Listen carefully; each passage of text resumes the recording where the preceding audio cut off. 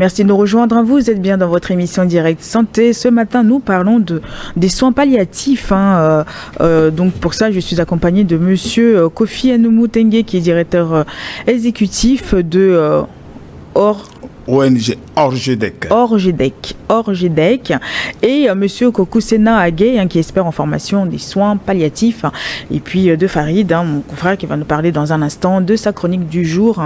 Tout à l'heure, on parlait de ce rapport, Monsieur Tengue, on parlait avant la coupure, de ce rapport que, on peut dire, l'Africain a avec la mort. En fait, on a un rapport très compliqué, au fait.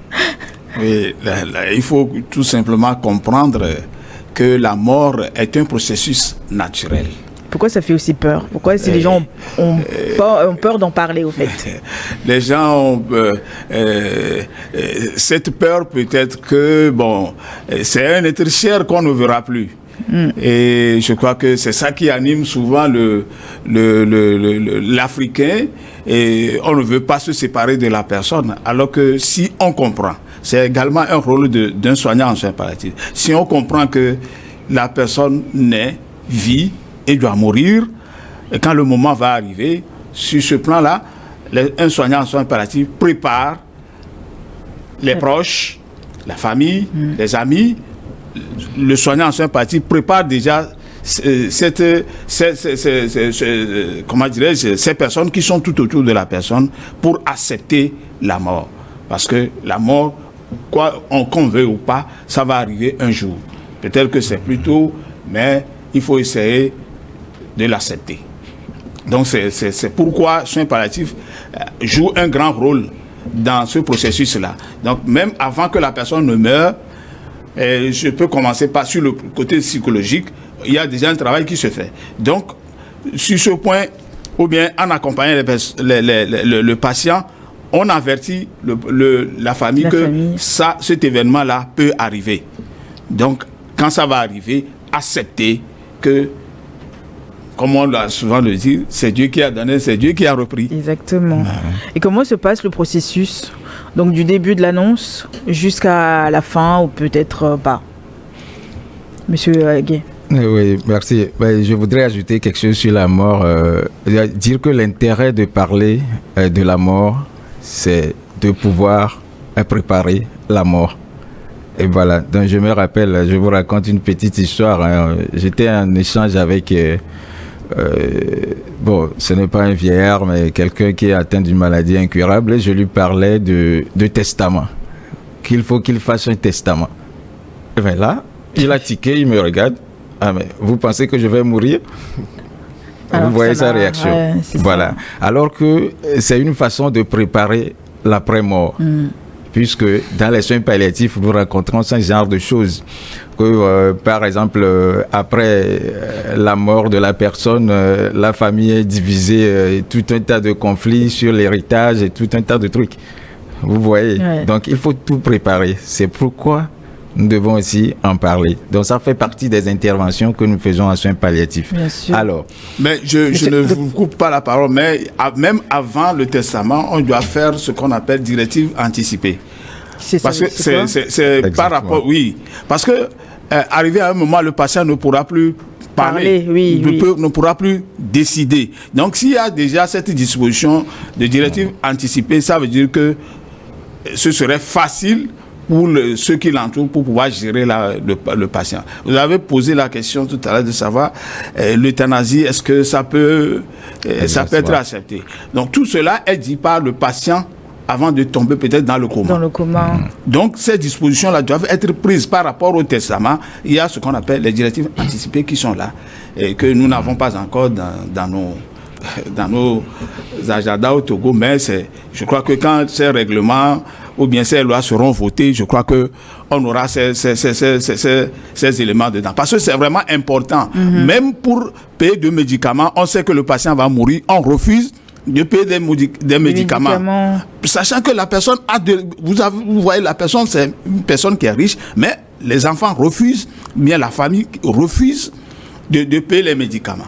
Oui, parce que pour eux, ils se disent que c'est pas la peine. Alors que ce n'est pas ça. Ouais. Parce que la personne doit mourir quand même, si la personne va mourir dans une certaine dignité. On doit restaurer, au moins qu'il se sente qu'elle est dans une famille avant de prendre cette retraite ou bien de disparaître. Ouais. Donc on a vu comme exemple, on a vu des gens comme ça, et la personne est là, mais c'est un ancien retraité, hein. Il a des maisons, des terrains partout, mais le gars là gémit par terre. On ne veut pas payer un seul médicament. Parce que je dis que s'il n'y a pas de projet, ça veut dire que nous n'avons pas d'argent. Et quand on n'a pas d'argent, qu'est-ce que nous pouvons faire? Et il faut que quand même les proches, nous sommes là pour apporter notre expertise.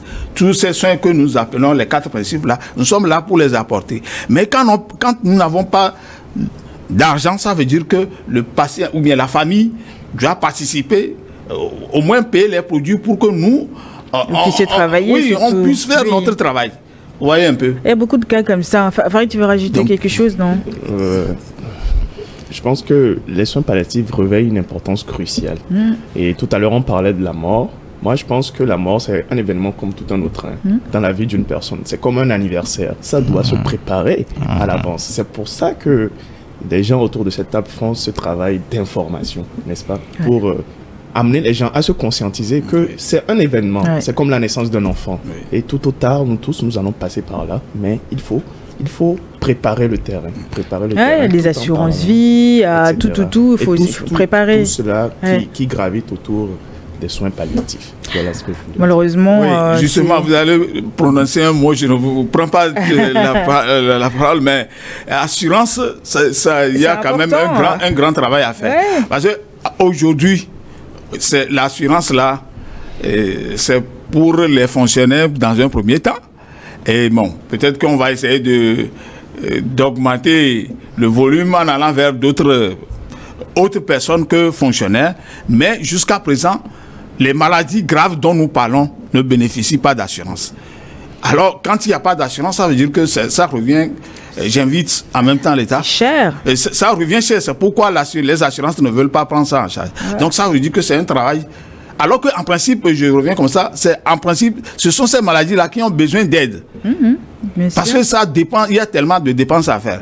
Et maintenant, ces maladies-là sont laissées de côté. Donc j'invite en même temps et puis en même temps, M. Tengue, il faut anticiper aussi. Parce que les assurances, c'est avant, c'est pas quand on tombe malade qu'il faut aussi s'assurer. Il faut vraiment aussi anticiper. Tout ça, ça fait partie aussi de comment vous dire ça, de l'enseignement, C'est vrai, il faut anticiper. En quoi faisant, par exemple, peut-être aller vers une assurance, mais il n'y a pas d'assurance pour les maladies graves. Et on ne sait même pas qu'on peut être atteint de cette d'une maladie grave. On ne le sait pas. Et ça arrive. Oui, c'est vrai, il faut également se préparer pour que si d'éventuels cas arrivent, savoir comment gérer. Seulement que ceux qui vous allez verser l'argent là pour être assurés, peut-être, ceux qui ont quand même les moyens. Ce que je veux dire ici, c'est que il faut quand même qu'il y ait un regard, un accompagnement. Il faut quand même, surtout parce que c'est en tant qu'individu, on ne peut rien faire. On ne peut rien faire, que c'est vraiment les autorités publiques qui peuvent mettre la main et que ça peut donner un effet.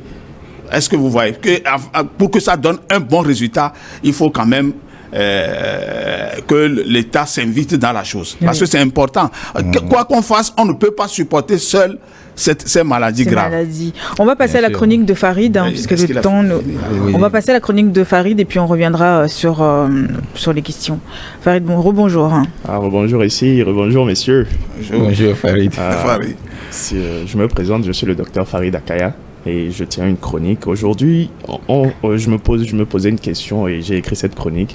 Est-ce que c'est conseillé de se purger? C'est une pratique qu'on a héritée de nos ancêtres qui nous dit qu'une fois qu'on est purgé, on va mieux du ventre, on est plus à l'aise, on va perdre du poids. Est-ce que tout cela, c'est une réalité? En fait, les promesses de la purge, c'est améliorer la digestion, augmenter l'énergie et renforcer le système immunitaire, mais également favoriser la perte de poids. Mais est-ce que tout cela est vérifié par la science? La science nous dit que non, pas dans tous les cas. Mais ce qui est conseillé, c'est d'avoir une alimentation équilibrée, de boire beaucoup d'eau et surtout apporter des fibres à son corps pour favoriser la digestion. Et il ne faut pas oublier que la purge perturbe également la flore intestinale, hein. Donc voilà ici ce que je voulais dire à nos téléspectateurs ici. La purge, c'est demi-mesure. C'est important. C'est important. En même temps, c'est pas important.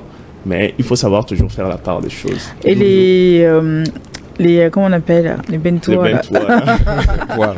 Les poires. Les poires, c'est ça.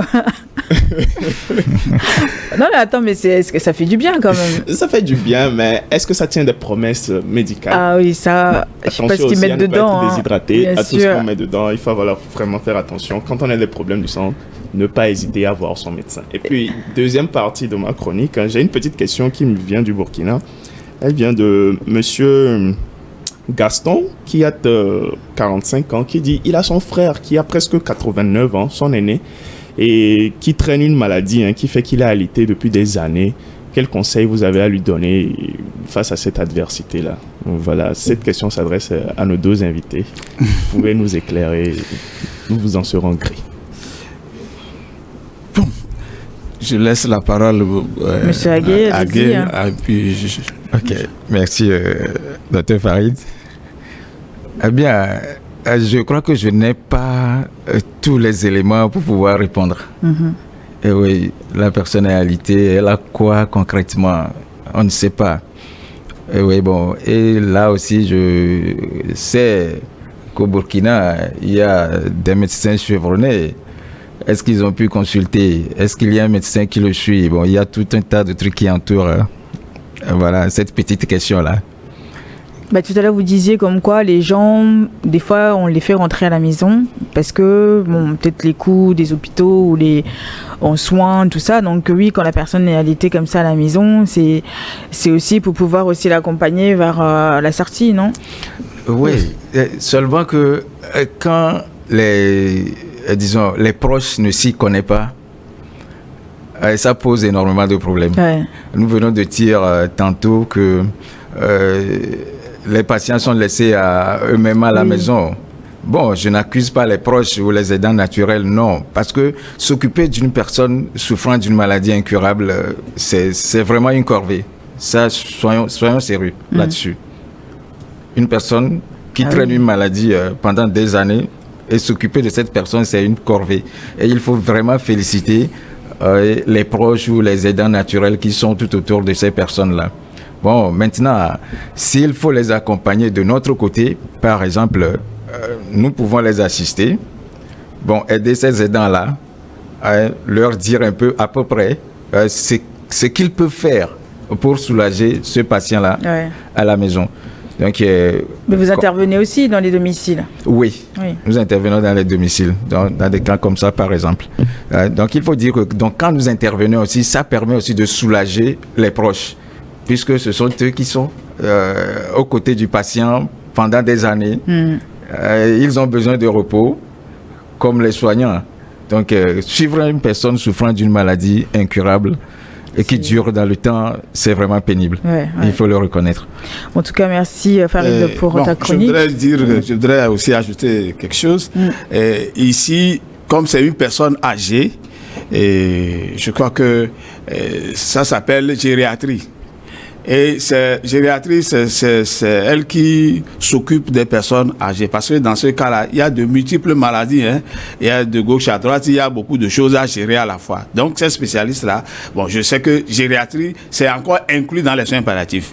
Donc, si on veut bien, il faut quand même, si on veut bien aider cette personne, il faut quand même d'autres informations complémentaires. Et depuis ici, comme je l'ai dit, nous pouvons gérer le patient là depuis Burkina. On saura quoi lui dire, qu'est-ce qu'il faut faire autour de la personne, qu'est-ce qu'il faut mettre, surtout le confort. De temps en temps, il faut faire sortir cette personne-là, même si c'est dans, comment on appelle ça, le pousser un peu dans un fauteuil roulant comme ça, le faire sortir, ou pourquoi pas, si on ne peut pas, on peut inviter les amis qu'il n'a plus vus longtemps. Bon, tout ça là, ça peut quand même apporter un plus à cette dernière personne. Merci beaucoup, Monsieur Tengue. Vous aussi, vous pouvez intervenir dans cette émission en envoyant vos questions sur notre numéro WhatsApp, le +228 93 91 08 20. deux dernières questions. Donc, quels sont les défis et perspectives des soins palliatifs chez nous au Togo? Monsieur Tengue, Monsieur Agué, qui c'est qui prend la parole? Il nous reste 3 minutes. Agué prend la parole. Monsieur Agué, allez-y. Les défis, disons que commençons par la sensibilisation des populations, mais aussi du personnel de santé. Parce qu'aujourd'hui, il y a beaucoup qui ne sont pas informés. Donc, si nous pouvons intégrer les soins palliatifs dans notre pratique quotidienne, dans les hôpitaux, dans les maisons, ça sera un plus pour nos patients. Et maintenant, l'autre défi aussi, c'est qu'il n'y a pas un cadre juridique qui encadre la pratique des soins palliatifs dans notre pays. Donc, c'est un appel que nous lançons à nos autorités. Voilà. Donc, il faut des textes qui encadrent les soins palliatifs. Nous allons dans les domiciles des patients pour leur donner des soins. Il n'y a rien qui nous protège et qui protège le patient. Dans les hôpitaux, on dit, vous avez parlé tout de suite de l'euthanasie et tout cela. Voilà. Donc, il n'y a rien qui permet d'exercer librement les soins, sachant bien que nous avons tellement besoin, nous en avons besoin, les patients en ont besoin. Puis c'est un droit aussi, non? C'est un droit, bien sûr. C'est, comme on dit, la santé est un droit humain. Bien les soins palliatifs, c'est inclus dans la santé. Et pour mémoire, le Togo a même souscrit aux engagements de la 67e Assemblée mondiale de la santé. Également. Sur les soins palliatifs. Oui. Donc, qui veut qu'on intègre ce point également. Donc, il y a beaucoup de choses qui se sont quand même faites chez nous, mais disons qu'il y a encore beaucoup à faire. Beaucoup à faire, voilà. Exactement. On va un petit mot de fin. Monsieur Tengue, oui. Allez-y. Nous ne pouvons que vous dire merci. Et ce travail, ce n'est pas facile. Et je crois que notre souhait, c'est de temps en temps être... Ce canal nous a permis d'être encore plus proches de la population. Et nous invitons les patients à ne pas croire que c'est la fin. Ouais.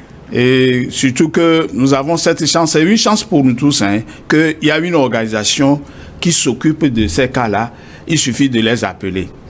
Et tôt, ça nous arrange. Donc, nous invitons la population à nous faire signe dès que possible pour que ça soit facile pour la famille et pour le patient. Il ne faut pas attendre fin de vie. Et je crois que c'est l'essentiel. Nous avons dit l'essentiel. Oui. Absolument. Bah oui, nous sommes aussi là pour vous, nous sommes aussi là pour vous informer et puis vous éclairer aussi sur des soins, les avancées de la médecine surtout. Voilà, nous aussi, comme je le disais tout à l'heure, si vous souhaitez intervenir dans cette émission, allez-y, notre numéro est à votre disposition, le plus 228 93 91 08 20 et puis vous pouvez également retrouver l'intégralité de nos émissions sur notre compte YouTube. Allez sur la page de New World TV, dans la playlist, vous choisissez bien évidemment Direct Santé et puis vous allez voir l'intégralité de nos émissions et puis merci à vous tous qui nous suivez de gauche, de droite, dans tous les pays pratiquement et nous sommes heureux et puis nous sommes aussi là aussi pour donner le meilleur de nous-mêmes. Merci beaucoup messieurs d'être venus. Monsieur Tengue, je rappelle que vous êtes directeur exécutif de Orgedec, je vais y arriver à la fin, et monsieur Agué, expert en formation en soins palliatifs. Merci aussi à Farid, docteur Farid, d'être aussi là aussi tous les jours pour vous informer aussi. C'est aussi son rôle en tant que médecin. Merci à notre partenaire Voltic, merci à Cléso à Fofo à la régie, et puis un grand merci à vous tous qui nous suivez tous les jours dans cette émission Direct Santé. On se retrouve demain.